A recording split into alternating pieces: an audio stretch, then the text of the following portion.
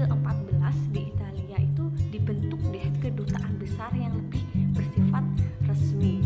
Namun di sini masih membahas dalam lingkup agama saja atau membahas tentang gereja dan perwakilan-perwakilan tahta suci.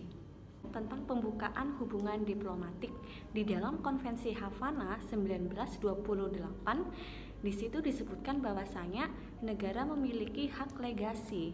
Hak legasi adalah hak untuk mengadakan hubungan diplomatik dengan negara lain.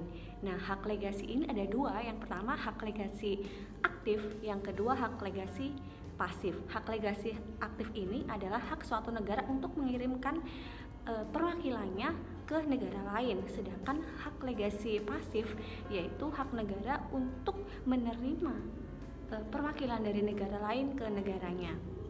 Kemudian di Konvensi Wina 1961 di situ disebutkan bahwasanya pembukaan hubungan diplomatik itu boleh dilakukan dengan kesepakatan bersama. Pejabat-pejabat diplomatik bukan hanya duta besar saja, akan tetapi ada sekretaris pertama, ada sekretaris kedua, ada sekretaris ketiga, ada atase dan lain sebagainya itu. Berakhirnya misi diplomatik ada di pasal 43 Konvensi Wina 1961. Di antaranya yaitu yang pertama, apabila negara pengirim memberitahu bahwasanya tugas diplomatik telah selesai. Yang kedua, apabila ada pemberitahuan dari negara penerima bahwasanya mereka itu menolak untuk mengakui pejabat diplomatik yang ada di negara mereka.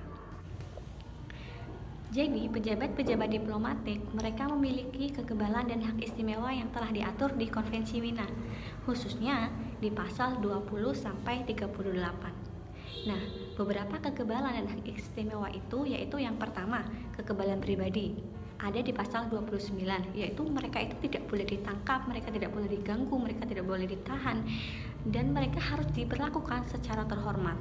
Yang kedua, mereka memiliki kekebalan yurisdiksional. Kemudian, mereka juga memiliki kekebalan anggota keluarga, dan mereka ada pembebasan bea cukai dan pembayaran pajak.